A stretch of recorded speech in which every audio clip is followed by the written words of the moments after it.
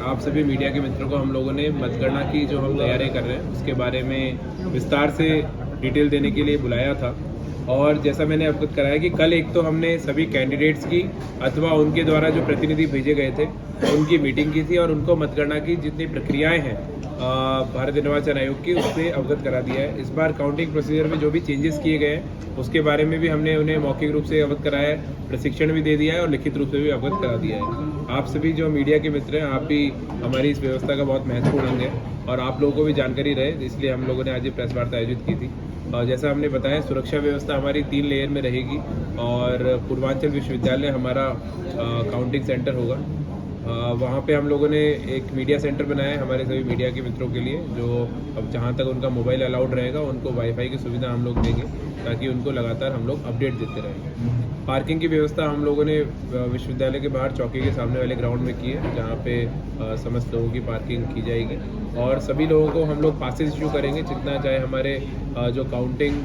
कार्मिक हैं और जो काउंटिंग के लिए एजेंट्स आ रहे हैं प्रत्याशी की तरफ से, मीडिया के हमारे लोग आ रहे हैं अथवा हमारे जो अन्य सरकारी व्यवस्थाओं में लगे हुए अधिकारी कर्मचारी आ रहे हैं, तो उन सबके लिए हमने पासेस इशू करने की व्यवस्था की है ताकि पुलिस को चेकिंग करने में कहीं कोई इशू ना हो और प्रॉपर तरीके से फ्रिस्किंग और वेरिफिकेशन होने के बाद ही काउंटिंग स्थल पर किसी व्यक्ति को हम लोग जाने की अनुमति देंगे।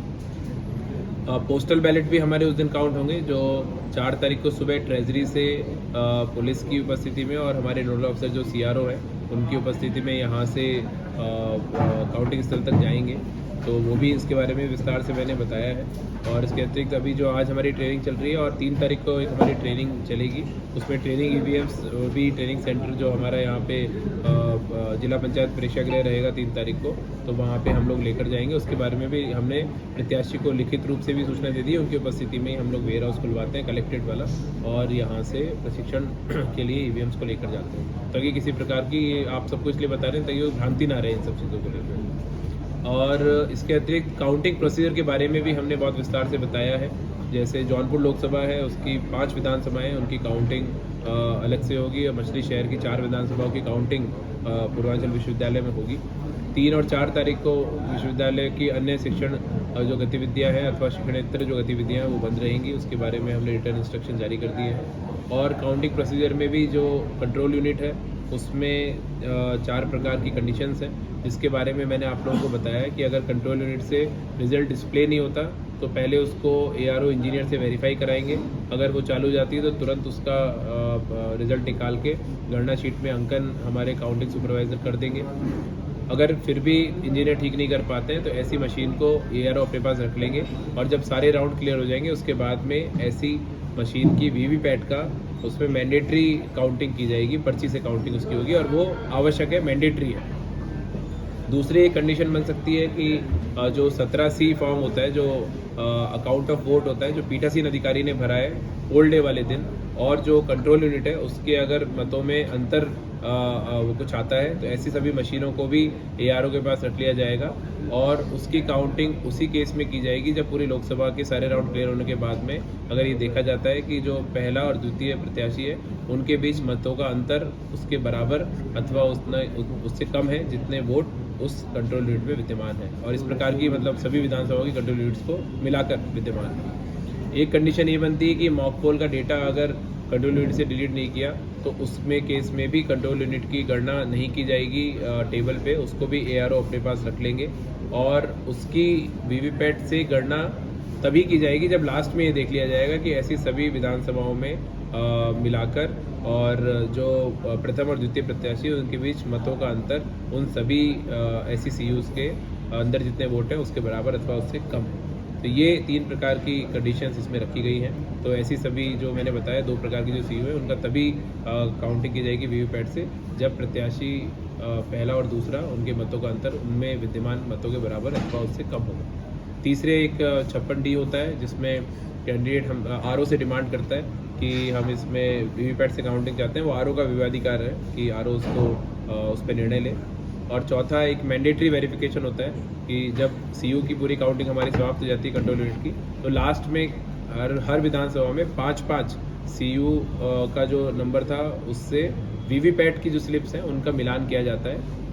तो वो मैंडेटरी वेरिफिकेशन है, वो लास्ट में किया जाएगा जब पूरा मतगणना हमारी समाप्त हो जाएगी। तो ये पूरी प्रक्रिया रहेगी, जिसके बारे में हमने उम्मीदवारों को भी बता दिया, जिसके बारे में हमने मीडिया को भी बता दिया, और प्रेस नोट के माध्यम से हम आप सभी मीडिया के मित्रों को और पब्लिक को भी इसको जारी कर रहे हैं, ताकि कहीं किसी प्रकार के भ्रम की स्थिति ना रहे। प्रत्येक राउंड का जो पूरी लोकसभा का राउंड होगा, चूँकि हर एक विधानसभा का जोड़ के बनता है, तो उसका अनाउंसमेंट हम लोग आरओ वाइज करेंगे, और आप सभी मीडिया के हमारे मित्र हैं उनको भी हम लोग प्रत्येक राउंड जब हमारा खत्म हो जाएगा उसकी शीट दे देंगे, ताकि आप लोग भी उसके बारे में अवगत रहें और अपने प्रसारण उसका लगातार करते रहें। तो ये हमारी पूरी प्रक्रिया रहेगी, और सकुशल हम लोग काउंटिंग की प्रक्रिया को संपन्न कराएंगे। उम्मीदवार, उनके एजेंट, पोलिंग एजेंट हर एक टेबल पे उपलब्ध होंगे। 14 टेबल हर विधानसभा में बनाई गई, इसमें 14 एजेंट रहेंगे, प्लस एक पोलिंग एजेंट और रहेगा जो कंप्यूटर पे हम लोग